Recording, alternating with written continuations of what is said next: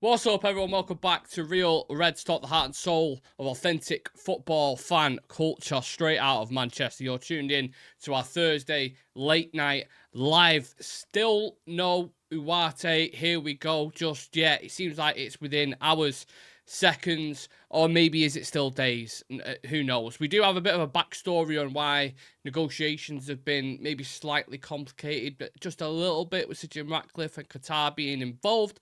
We're going to talk about that. We're going to talk about Erik Ten press conference because there's a few quotes about Zirkzee, Sancho, transfers, Ugarte, loads of stuff coming out from that, which we didn't go live for before, so I definitely want to cover those quotes. Juventus are back in for Jadon Sancho, which is fantastic news. That's coming out from Sky Sports and other credible journalists, so if we can get a fee for him, or even if it's a loan with an obligation, that basically covers the Ugarte deal, doesn't it? So if we could do that, fantastic. And also, we've signed another youngster from Mali, and he goes by the name of Koné. Remember the name. I think 18 years old, or 16 to 18 years old. Obviously don't know a lot about him, but we got a here we go on that before. Very similar type of signing to Chido Obi Martin. Yeah, I want to discuss that and why you're seeing more and more signings like this. But it's always nice for the future in it, regardless, whichever way you want to look at it. So yeah, welcome to everyone in the chat. Please do smash a like in the video for us if you just join in. Plenty to get, sink our teeth into, should I say. So we'll kick it off with the Ugarte story because that's the most popular thing in a minute. Everybody's waiting for an here we go. Everyone's waiting for signed, done deal, how much is the fee? How much are we paying him? Thought it was going to come today, which is one of the reasons why we've actually gone live a little bit later than we usually do. Because I thought if we go live at 7 and then it gets announced, we're going to have to set up another stream. Whereas if we wait a little bit, maybe it'll get announced and then we can cover everything in one then. But obviously that's not how transfers work. And that's not how Manchester United work. Because it's always awkward timings. You go back to any kind of big news around United, whether it's Ronaldo, when he basically terminated his contract, and all that kicked off with Piers Morgan, that got arrived at a really inconvenient time. When the Glazers announced he was going to announce a sale, or partial sale, or strategic alternatives, and that got announced like an hour after Ronaldo thing, so that was like really awkward. Then the Sir Jim Ratcliffe takeover officially got announced on Christmas Eve, I think it was, and then the majority of signings that we've had have always happened really late at night, or Ten Hag staying got announced at 10:30.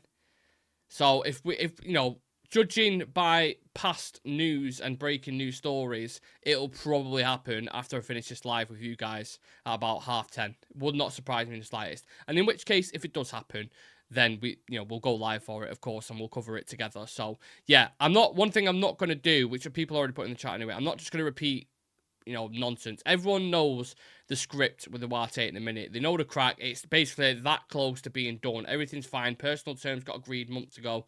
And everyone's just on the same page. It's kind of like, let's just get this deal done. So I'm not going to sit here and pretend, no, it's going to happen in the next 30 minutes. I'm telling you, we're probably within the next day, within the 24 hours.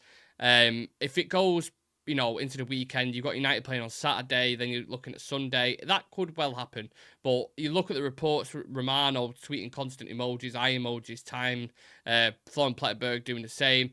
It looks like it's a case of just like, all right, let's get these things signed and then done and dusted, basically. But one can only speculate, as I'm not a journalist or a tier 1 journalist. I just follow news very, very closely, like the rest of you guys. But one thing I definitely know is, and this was reports, again, coming in from multiple journalists, there has been reports of friction in both camps on this Ugarte deal. So if you cast your minds back to the sale of Manchester United, which I kind of glossed over before, we obviously had Qatar versus Sir Jim Ratcliffe. Now, no one's really taken that into consideration when negotiating with PSG. I'm not saying, obviously, it was Sheikh bin Hamad Al Thani who was trying to buy us. Separate group, apparently, but similar umbrella, which is dodgy. But like the whole Qatar thing that owned PSG, Nasser Al Khalifa, and then you've got Sir Jim Ratcliffe. So there was reports coming out is basically a battle of egos, as it be. So because of this relationship, that's maybe what started the deal a little bit, kind of bartering over a couple of million here or there. Like I said, personal terms never been an issue whatsoever, and Ugarte definitely wants to join. He's been pushing for the move for ages. So yeah, I thought that was just interesting. It's like what they say about parents in it. They say like, as long as the kid is loved, protected, provided for, you know, if the parents are arguing, that's fine. If Ratcliffe and Qatar have this kind of ongoing beef and his egos, you know, in the boardroom and blah, blah, blah, as long as we get the deal done, I don't give a shit. They could hate each other for the rest of their life. I think it's funny because when you look back at when this stuff was going on with United and he was having this, you know, Qatar going to win it, Sir Jim going to... By the way, I never thought I'd be kind of covering this again. But when that was going on and Sir Jim eventually kind of got ownership or partial ownership, you see the quotes coming out like, I'm not even sure if bin Hamad Al Thani is real and da. So it seems like he's very dubious about Qatar and their prospects and what they was offering, and also what they was putting out there in the news at the time wasn't correlating to the other reports that were coming out. So in terms of, we're going to blow them out the water, we're going to offer this, we're going to offer that. It seems like such a long time ago now when you reflect on it, doesn't it? It seems like ages ago. And, you know, on reflection, you could probably say it was probably good. I mean, I don't like the fact that Glazers is still here, but it's probably good that INEOS are in and they're putting football at the heart of everything. And that ends, it started with the coaches that they brought in and the structure above him, all that got sorted. And then you go into recruitment. You're looking at some of the younger recruitment now that these young talents, 16 to 18 years old, some wonder kids around the world like Chido Obi Martin and Koné I'm going to talk about a little bit later. And then you've got the first team signings, Lenny Yoro, Joshua Zirkzee, what fucking hell else signed? Matthias de Ligt, Majraure, and then Ugarte, it seems like, is going to come through the door. So that's a pretty successful window in my eyes if you get them. And that's definitely an 8.5 out of 10. You know, if you go get a cover at left back and then like a striker or something, I think that's pretty impressive for your first season. And the net spend, really, I mean, I'm going to do very quick math here, so it's going to be a rough estimate before people get involved in the fucking comments saying, actually, it's 17.2. So what have we spent? De Ligt 40, Majrauri 15, 55, Lenioro 50, that's 105. Zirkzee probably 40 with agent fees, so that's 145.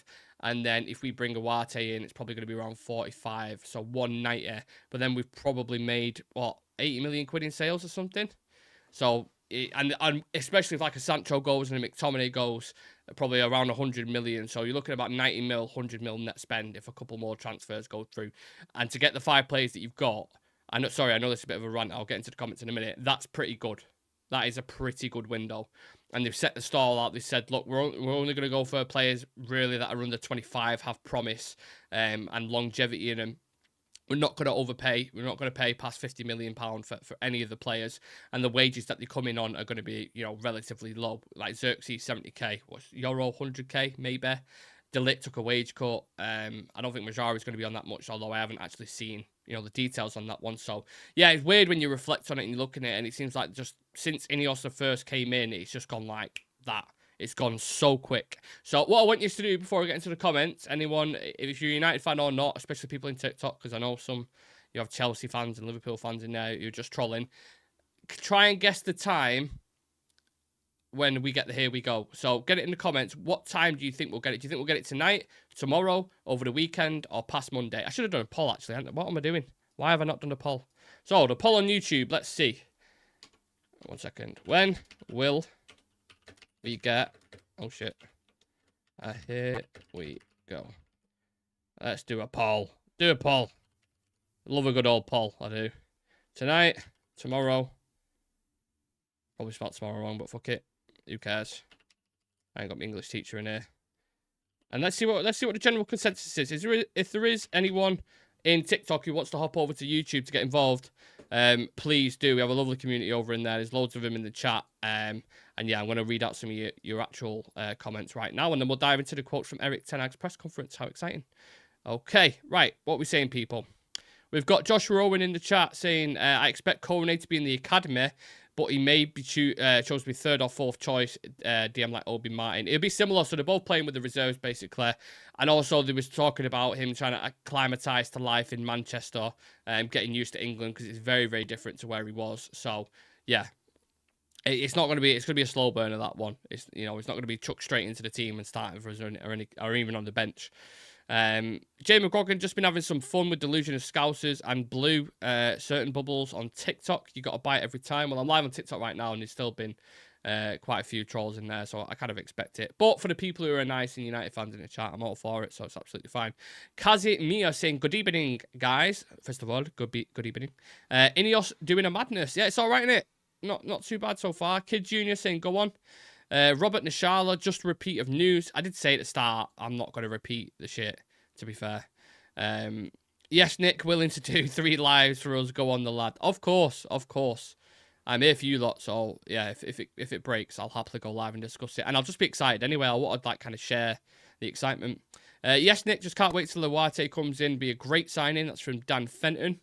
But look, just on a bit of a side note, I understand why people are frustrated with the kind of regurgitating nonsense, because so am I. What you're seeing basically from a lot of people who are supposedly credible on Twitter, which is where like the journalistic world is, they are just either trying to get the jump early on this and saying, you know, and using certain words and terminology to say like, oh, actually, I know when it's going to happen. I told you it was going to happen. When in reality, it's going to be a Romano, it's going to be an Ornstein thing. Florian Plettenberg's been, I think, quite good on this story. But I think the majority of them are just trying to guesswork, jump on it early, or just some nonsense like that. So, again, it's hard because this happens all the time with United. When you're excited about a signing, obviously people might not be like me, but refreshing the feed constantly to see, is it done yet, or checking comments, checking Twitter, checking this, checking other socials, just to see if this transfer has gone through. And then and you get a little bit excited when you see a report coming through a notification. It's like, Ugarte deal done. And then you click on it, and then it's like, it's all clickbait, basically. People, because they know they get engagement off it. So I understand why people are getting a little bit frustrated with it. But like Ten Hag said in his presser, which I'll talk about shortly, just be patient. We'll get it done. Amir Fikr saying, Kobbie Mainoo and Manuel Ugarte, the perfect midfield duo. If we can, I did want to move on to the Ten Hag presser, but just whilst we're talking about Ugarte as a player, I by no stretch of the imagination, I'm saying he's going to come in and he's going to smash it and he's going to be a Ballon d'Or winner. He's going to be the best midfielder in the Premier League. I think what he offers and brings to the team, I mean, if I could pull it up actually, there were some stats that were released earlier in comparison to Casemiro. And I've done a video on Ugarte versus Casemiro. But these are slightly different stats that came out. And I thought it was just interesting just as a comparison. So let's just put them on the screen for you. I'm sure the majority have seen them anyway, to be fair. But just to get a brief glimpse of what he's going to bring and where the improvements are going to come from and why they're spending 50 million quid on him, basically. Okay, that's not it. That's the kid from Mali. Got that wrong. Let's try again. Yeah, just to give you a brief kind of insight into what he's gonna bring. Where the fuck is it at? I hope it's that. This could be a dick pic. No, we're all right. We're good.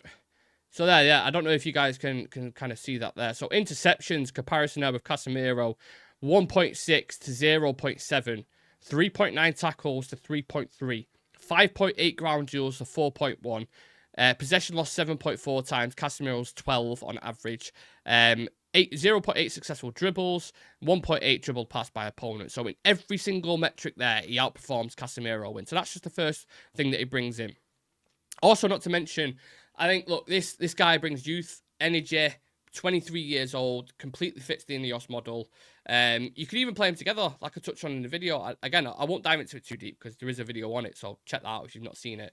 But I like what he brings. He absolutely eats up ground, and he gets stuck in. He has that kind of South American spirit about him. I think him, Lissandro, and De Ligt, the leadership qualities, the bodies on the line that you're going to get in that pyramid at the back, I'm excited about. So forgive me for being excited. I still do think there are risks. Look, for people who get a little bit annoyed with Casemiro for diving into tackles or giving away yellow cards and stuff like that, Ugarte is not much different. Let me tell you, he will do that.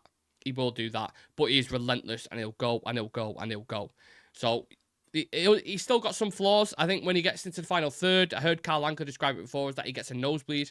He's not great in the final third, like whereas Casemiro's, is quite dangerous in the box. We saw from the game against Fulham, that chance that he created for Bruno Fernandes. He's quite slick with his passing. So, yeah, there's certainly different players, but I think Ugarte, out of all the midfielders that are on the market at the moment, does excite me out of the other ones. When we was getting linked with Sander Turd and all these guys, I'm like, look, maybe some experts will tell you that he's better, and they probably know more about, certain statistics than me. But I don't mind him. I think, he could be good. I feel like Ugarte isn't the profile we needed. Who is then? Put it in the comments. Who is on the market, who's ready to go, could we have gone and got instead of Ugarte? Elite Baller, just about to eat my spaghetti hoops with potato cakes, Nick. Hope you enjoy it, mate. Don't eat them too quick. Potato cakes, quite thick. Could choke on it. I'm off because just a repeat of news. Fair enough, mate. You do you. Can't please everyone, can you, I suppose? Randy saying PSG making the transfer difficult because they know that Manchester United is desperate to sign Ugarte. Should have gone for Edison earlier. The reason why Man United fans are struggling to buy Ugarte is because Glazers refused to sell the club to Sheikh Jassim. I don't see any logic in that whatsoever. Is that why you held off the live, Nick, to try and time it well? Yeah. I thought it'd be logical, wouldn't it? We had news to cover anyway, but I just thought just do it all in one. It's better, innit? Just kind of combine the two. I thought that would be it's just more logical, basically. I think Sancho should go back to Dortmund. No, Sancho to Juventus is a lot more likely now, but I'll touch on that. So, Erik Ten press conference. We've got the embargo section actually coming out in about 40 minutes, I think. Or it might be out tomorrow night, I'm not sure. But we watched part one. He talks about injuries. He said Malacia, Højlund, they're not available. Luke Shaw, of course, as well, is not available. Surprise! Luke Shaw isn't available. Oh my God. What a surprise. No confusion on Lindelof. He has an issue on his toe. Hopefully he can return quickly, but not available this weekend. I'd always been under the illusion that Victor Lindelof's injury was his calf. But no one knew. It was kind of like this unknown thing. That just Lindelof's injured. He's on crutches. If he's on crutches for his toe, what the fuck has he done to his toe? I imagine, he's probably, stubbed it really hard. Has anyone ever done that before? Is there any worse pain just to park it on that than stubbing your toe? Oh my God. That is the worst thing on the planet. Especially against like a really hard surface and you twat it getting out of bed or something. Oh, so if he's done that, my condolences to Victor Lindelof. Do not rush him back. Get some ice on that toe. Do your thing. So, yeah. My sincere thoughts go out to Victor Lindelof on his toe injury. Now, moving on to transfers. Obviously, Ten Hag was going to get asked about this, and obviously he was going to get asked about Manuel Ugarte. And this is directly from the gaffer's mouth. So be patient, sit, wait, keep working very hard. We will always try to make the best squad possible. We have a couple of days, and we will always improve as long as we have the opportunity. We will look for it. He got asked if he's happy with the transfers so far. He said, yes, very pleased. They're showing we're going in the right direction. We know as a club we have to catch up, but it shows our ambition, the way we want to go. We have done good business, very good players, quality players who will contribute to our squad. I wish I could do a Ten Hag impression because I would have read that in there, but the only thing I could do with Ten Hag that's even remotely and probably doesn't even sound like him is clear, huh? Clear. And I promise. That's the only thing I could do. When he did his speech at Old Trafford. And then on Manuel Ugarte, he's just basically said, when we have news, we will bring it. I didn't say I'm looking for transfers coming in. I didn't say that players are going out. Patience. You guys wait. Very firm answer from the gaffer on that. I think he's happy with the business. I think he's happy with INEOS coming in and the model above him. And that's the thing now with the manager. He has no excuse. And there's a couple of reasons why. One, if he was to sign Ugarte, you basically have two players in every single position. Onana, Bayandé, Dalot, Mazraoui, De Ligt, Maguire, Lissandro, Yoro. Obviously, no, Lissandro, Maguire, De Ligt, Yoro, Shaw, Malacia, whenever they be back, no idea. That is a concern in itself, but a separate subject. Casemiro, Ugarte, Mainu, Mount, I'd probably say Mainu, Collier, potentially, but we could do with another kind of Rabiot signing in there. Mount, Bruno, Ahmad, Garnacho, Antony, Højlund, Zirkzee, Rashford. You've got two players in every position there. So you've got squad depth. Now, you could be hit with a hurricane of injuries again, but I do think you're more, which you already slightly have, a mini hurricane, like a British hurricane. I do think you've got more depth there to deal with it, and there's going to be a lot of game time. And obviously, you've still got players like Sancho, who we didn't even talk about. You might not end up selling him. I've not even mentioned McTominay. We might not even end up selling him. So he could be, and he's not a bad squad player. 10 goals last season. So I think he's happy with the squad now, but he's got no excuses. No excuses whatsoever. In the first 6 months, if we're getting played through, cut open like a hot knife through butter, we're conceding a lot of goals, a lot of shots, not scoring and taking our chances, then I'm happy to sit here in December and say, maybe you weren't the guy. Maybe we was wrong. But we won our first game of the Premier League. We played Brighton on Saturday. I'll be live for the watch-along, by the way. Watch-alongs are definitely back this time. I said it for the last game, we had some complications, but definitely me, 12:30, 11:30, I'll be live with team news. So please do come and join me. Now, before I talk about Jadon Sancho, because I'm sure there's a couple of people who are intrigued to hear the story on that. Let's see what you're saying. Okie doke, okie doke, okie doke, okie doke. Okay, dope. Charlie Malman, because PSG are not reducing the fee for a player they have said is not part of their plans, and United are not dumb enough to cave and give PSG what they want. I think there's been some middle ground on this. I think they're meeting in the middle. Did you get your discounted or free food, Josh, from restaurants in Manchester for GCSE results received today? Nando's, Bella Italia. Completely different conversation ongoing there, but congratulations to anyone who got the GCSEs in today. I got fudge, and look how well I'm doing in life, so don't worry about it. Manuel Ugarte plays like a young Casemiro. I've heard him described as Mascherano, Kante, and who was the other player? Mascherano, Kante, and Gattuso. So, you know, if he lives up to that reputation, then fantastic. Sancho wants scrapping. Oh, where's that comment gone? Where's it gone? Oh, yeah, there it is. Sorry. Sancho wants scrapping for parts of him, and Anthony spare ligaments, hammies, cruciates, maybe some parts for sure too. Elite baller, It's also because he had Maguire and Lindelof behind him, which is enough to make anyone panic. There is a worse pain, Nick. I'm missing a toe. Oh, wow. Why are you missing a toe? What do you mean you're missing a toe? You can't leave me on a cliffhanger like that. You cannot leave me on a cliffhanger like that. You've got to tell me that story. Shoreham last year position treatment table. Maguire was good against Fulham, but he and Lindelof scared the shit out of me. Nick, I've lied on mine for 20 years and nobody has ever followed up. I've lied on mine. I don't know. I don't know what that is in reference to. Maybe I'm missing something. Sorry.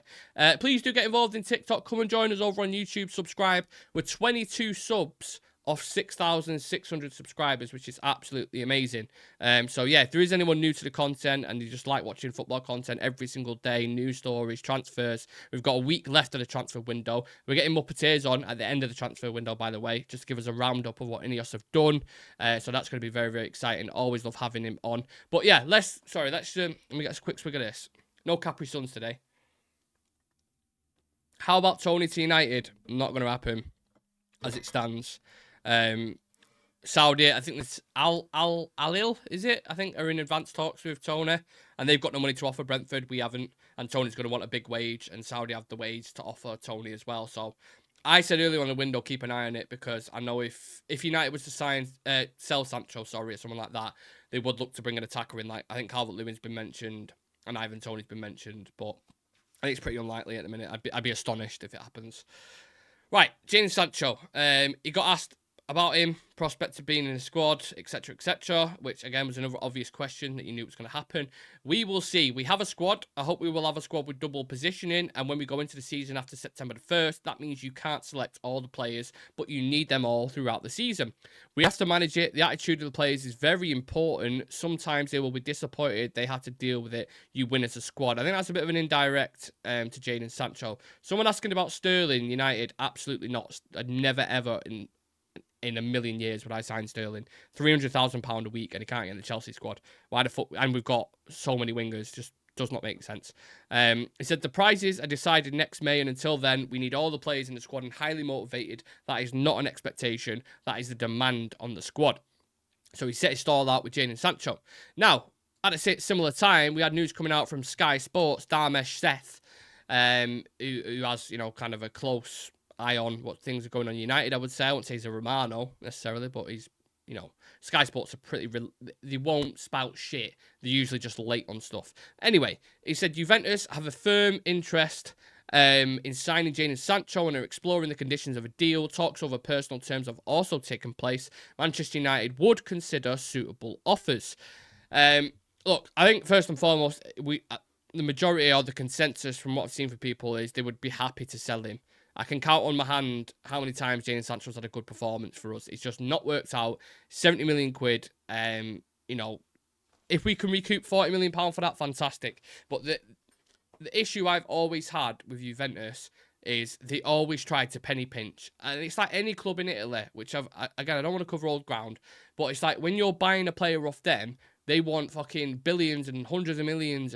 But when we're selling a player, they're like, oh, we can't afford 15, 20 million. We can't afford 40 million for Sancho. We're like, well, do you need a winger or not? Napoli, do you need a midfielder? McTominay, 25 mil. Look at the rest of the targets. Fucking Oliver Skip, 25 mil. Pay it or just keep him. Now, with McTominay, I'm all right to do that because he brings something to the team. Sancho, I'm like, he's just going to be sat on the side getting the odd minute here or there. He might not even be in the squad. He's on £350,000 a week and he's going to be kicking up a fuss. That is the last thing you want in the dressing room when you're trying to achieve something. And it takes away, and the media are just constantly asking questions about that rather than a great performance that you had last weekend. So I think we really need to get this deal done. But at the same time, you can't be desperate with it because then they will penny pinch from you. Then they will say, oh, well, you really want to sell him. So, 25, that's what we'll take for him.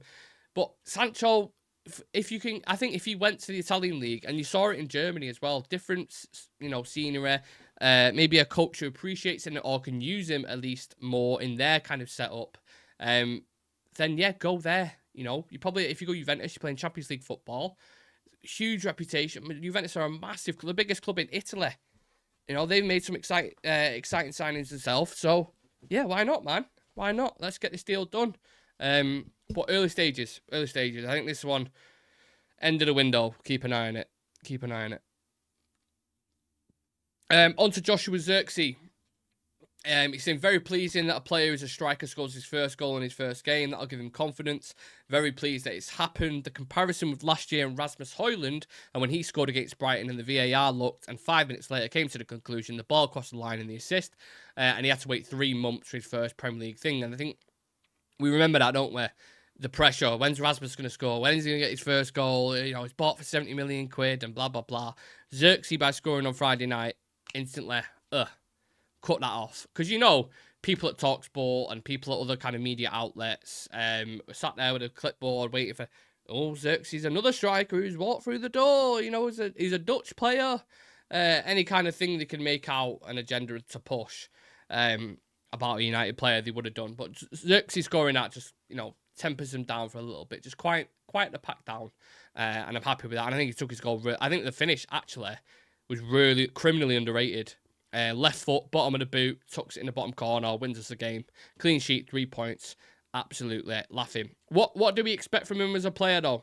Obviously, it's early doors. We've watched him for 30 minutes. I doubt people have extensively watched him at Bologna, unless they're Bologna fans. If you have, fair enough. Tell us about him. But yeah, what do we think about him? Do we think initial gut feeling it's going to be a decent signing? Is that what we're going with? Or, do you like him, the fact that he's different? He seems quite unique. When he came on, he was kind of floating about the pitch. There's not intensity in his kind of personality or nature. He is quite placid as a player, and I don't mind that. I think calmness in a storm, and especially when you're playing in United, it is a storm. So I welcome someone like Joshua Zirkzee. I think he could be an important player. The only thing I'm worried about is the other side of things. When he's dropping in, excuse me, and playing our wingers, if they're doing things like they did Rashford and Garnacho in the Fulham game, you're like, well, his services are just being basically not put to use, is it? So I think we need to utilise him correctly. I think he'd be a good player for us, and he will benefit a lot of the players around him. But the theme that is just for this season that I can see coming, versatility, fluid attacking line, high pressing, aggressive, yeah, and I think you'll see a bit more of a sustained style this season with the players that we've brought in, especially like when Euro comes back, for example, and De Ligt properly gets integrated into the team.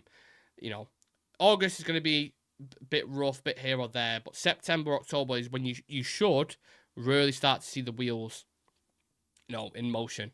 That's when I'll properly judge the squad and where we are in the league. All right. There we go. Let me go. Let's have a look. Comments. If you're just joining, smash the like on the video. Jamie McGogan, I generally think using Sancho as a make weight is our best bet with a cocky little turd. Wow. Randy, Maguire was good against Fulham, but Ian Lindelof, I already read that out.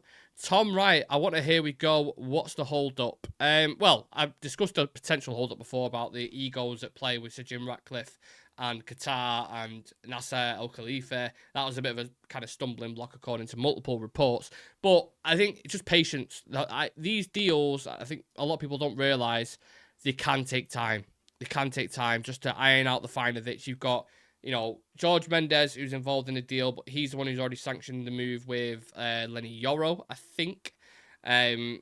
So he's got a great relationship with Manchester United. He's got a few clients who've been talking to Manchester United as well. So I think that's one of the key reasons why the deal could be happening, as he's a big part in this.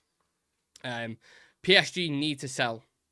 They need to sell because they brought in, obviously, João Neves, who I wanted as well. And they've got Vitinha there. They've got Fabian Ruiz. They've got a lot of talent there, so they need to move him off the books for PSR reasons. So this is why the deal's happening. It just takes a bit getting through paperwork, contracts, image rights, fucking loads of shite. Who knows? It could have been already concluded, but they're just waiting to brief the journalist and the press. It'll be done. It'll be done. Just like I said, patience. But I appreciate why people are getting a little bit wound up about it. Yep, bang on about Juve. They want to get a deal for nothing, but when they sell their players, they want millions. Sancho, you're not getting any minutes here. No thanks. Randy saying PSG busy sabotaging our season, and I'm beginning to think we won't get Ugarte. We'll get Ugarte, I'm telling you. We will 100% get him. Don't worry about that. I will put my neck on the line for that, and I will happily get clipped up. We are signing Ugarte. It's going to be done. Trust me. Yeah, just the last question from the presser, and then I'll discuss the wonder kid at the end. Obviously, he's moved on to Panathinaikos now for 8 million. I think it's 6 million euros with 2 million euros added on top of that, but then a 40% sell-on clause. And that's of what they actually sell, not just from the profit. So, yeah, Ten Hag got asked about him naturally. He said, he's a very talented player, progressed very good last year, but we have a lot of competition in wide areas. We look at what we need as a squad, but every player needs a perspective. And in this moment, we had many players competing in his positions. He was never, ever going to get game time. You've got Sancho, Rashford, Garnacho, Ahmad, and other players who could play out there. He's never going to get a sniff. Even if it's a game against fucking, I don't know, Wigan in the Carabao Cup, he probably still won't start. He'd probably start Anthony. So, Pellistri knew that. He has to play football for his first team. Wish him all the best. You know, I didn't think he was the level required to take you to, you know, that next level. But, like I said, I still think he'll do a good job for another team. I think maybe you should have got a little bit more money for him. You know, you look at the minutes how he's been playing for Uruguay, which is one of the reasons why Panathinaikos signed him, because the coach from Uruguay is the coach there. He's got a very good reputation with Uruguay and starts for them. That should have been a bargaining chip for us to say we want at least 10 to 12 million. But if they was desperate to sell, then I understand it a little bit, I suppose. I just look at other fees going. I've just seen a player. Let me get it up. I've seen someone sell a player who I've never ever heard of before, an academy player for like 20, 25 million. And we're selling players like Facundo Pellistri for 6 million euros with add-ons when he's literally a starter for Uruguay. That's the crazy thing. I do think we should get a little bit more money. But again, I'm not in charge of the board, am I? So, sticking with youngsters, let's talk about this wonder kid then, because someone's just asked in the chat, Josh Turner, who's the guy from Mali. So, exclusive, Man United agreed deal to sign 2006-born Mali international talent Sékou Koné. Remember the name, from Guidars FC. Here we go. Koné was on the list of several clubs, but United have agreed the deal today. Considered a top talent. He's part of long-term plans, similar to Chido Obi Martin. Now, if you look at who did we bring in as part of the recruitment team, Christopher Favelli in from Leipzig as this kind of as the talent identification guy. I think signings like this stem from people like him. He will have a thorough kind of process when it comes to scouting young stars around Europe. He'll have links absolutely everywhere. And the first one, Chido Obi Martin, which again done a video on, you know, super impressive in the goals that he scored in that under-19s Premier League, top goal scorer there. 10 goals in a single game against Liverpool, I think, which is always an absolute tick on my book. And then someone like this kid from Mali, whose comparison's been made to like a little bit like a mini Casado. You've got accounts on Twitter like Academy Scoop, who are very, very good with young players and, again, identifying certain talents and who's the next best one, basically. And he's absolutely buzzing about this signing. He's been putting it out on social media. So that seems good. I'm not saying he's going to be a good player because someone else thinks he is, but his knowledge is quite good on young players. So I'm happy about that. I'm not going to sit here and give you a full extensive scout report because I never heard of the kid before we signed him. And that's how it should be sometimes. If you go and sign a Jet, who heard of Caicedo before Brighton signed him? No one. We got offered the chance to sign Caicedo for $5 million and we said no. So maybe you look at these kind of deals and you're like, look, if it don't work out, what have you fucking spent on him? Nothing in football terms. So yeah, a lot of people saying this kid is it. He's got a lot of ability. But players like him and Chido Obi-Martin, they're not going to go straight into the team. They will go and train with the under 21s, under 19, sorry, or under 21s, under 18. So I keep getting mixed up, and they'll slow progression. Transition will be quite slow with him. It's not like a new signing is going to be on the bench. Such a shame Ugarte is a loan, but if it's a loan, it'll be a loan with obligation. So it's no different to a transfer.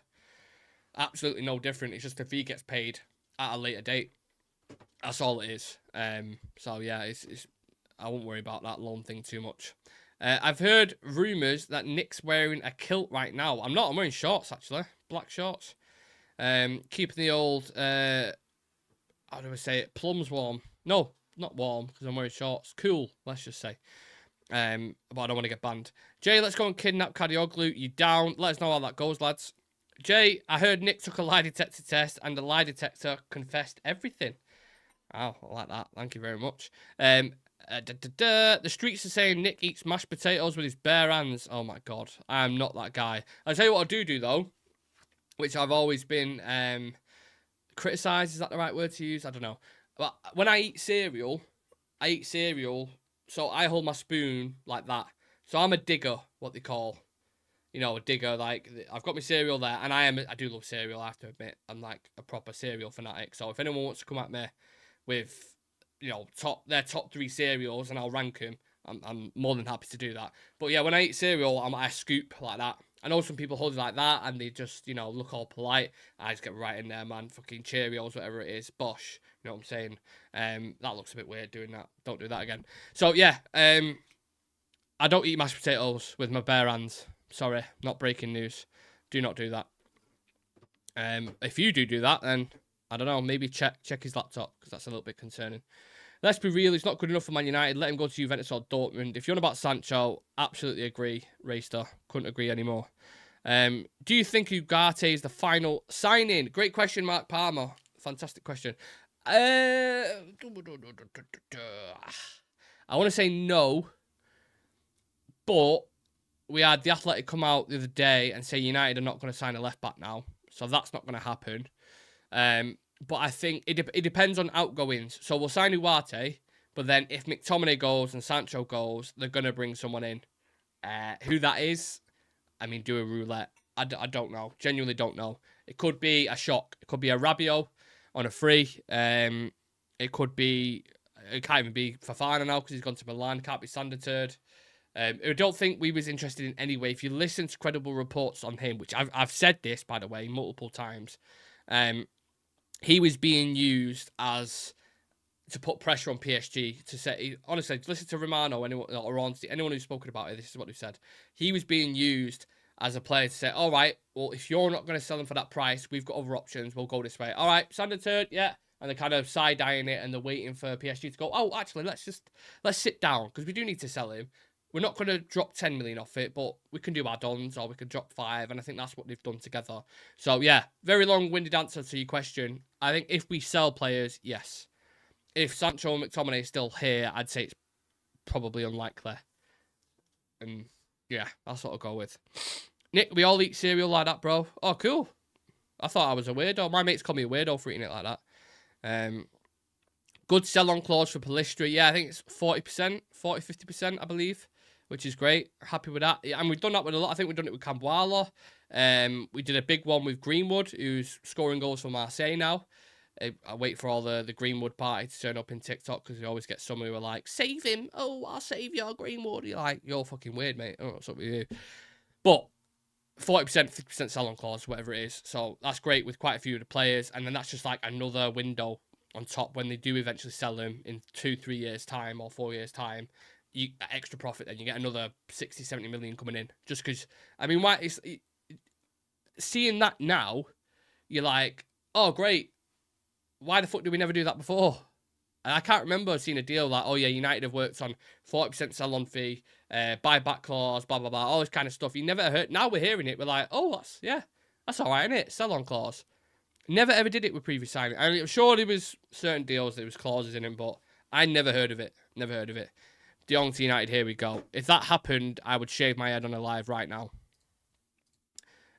De Jong ain't happening. Never, ever, ever happening. I mean, I've even just checked Twitter. I'm an idiot. I know it's never going to happen, but you always have to check. Jay, I pour my pot noodle into my bath water and eat it in the bath, mate. Like, this chat's just getting very, very bizarre. Can't read that out. Cannot read that out. Matati United, J Legend, Elite uses... Alright, people just going about eating cereal in the bath now. Getting very, very bizarre. Right, for the last, what are we on? 40 minutes. We'll go to 45. Let's do live Q&A. No one put their prediction in, by the way, for when we get to Here We Go. So also do that as well. Oh, no, I put a poll up, didn't it? Sorry. Oh, my brain's not with it in a minute. I'm not even put live Q&A properly, but you get the point. Live Q&A. Okay, when will we get Here We Go? 22% said tonight. So people are not very optimistic about that, which I understand. 53% said tomorrow. 2% said at the weekend. And 24% said next week for when we get the Here We Go. So 24, that's more. So the majority of people in the chat right now think we'll get the Here We Go next week. I'm surprised. I'm very, very surprised. I'm going to go, I think tomorrow. 3, 4 o'clock. And you all have to buy me a beer if I'm right. I know that's fair. If anyone's right in the chat that I can remember from, we'll give some memberships. We can't give memberships directly, but we'll give 5 on the show tomorrow. Any thoughts on potential left-backs to loan Nick? No, I don't think they're going to do it. Well, like I said, Athletic said they're not going to do it, so... Yeah, I mean, Region maybe is something that they may look at. Nick, is our season dependent on Ugarte? No. No, I do think the revival of Casemiro has eased pressure a little bit. I still don't think he could play week in, week out. But if you're telling me he can come in for certain games or play alongside Ugarte, I think United fans will be all right with that. There was a lot of people at the start of the or end of the season, should I say, because of the performances that he was putting in, where people are just like, I cannot watch this guy play football anymore. He looks absolutely awful. There was ref cam footage that got released earlier today. I don't know if anyone's seen it, of what Elise did to him. He's still at Tesco now getting a meal deal. Honestly, he just glides past him like he's nothing. And Casemiro just looks like the most average standard player ever. And I think what Casemiro's done is he's gone back to the lab. He's pissed off with the season that he's had. He's got in much better shape. He's very, very lean. And he looks better. Now, there's still situations in a game where you look at defensive transitions and you're like, oh, no, don't like that. You know, he's diving in. He's getting turned very, very quickly. And then they're on the attack. I still think you're going to see that for the majority of the season. So, does our season depend on him? No. But is he a massive help? Yes, especially in the big games. You know, if we're playing a big team away, like a Liverpool at Anfield, Ugarte in them games, look, could get a red card. I'm not going to lie to you. Could get a red card, but yeah, I think he'll be a good player. Right, I'm going to have to go. Sorry to quickly rush. Sorry, wait, actually, no, I'll be all right. Nick, where exactly are you getting the W when you pronounce Ugarte? It's how South American journalists pronounce it. Yeah, I'm just trying to be cultured, you know? Right, yeah, I will leave it at that. Sorry, I've got to go.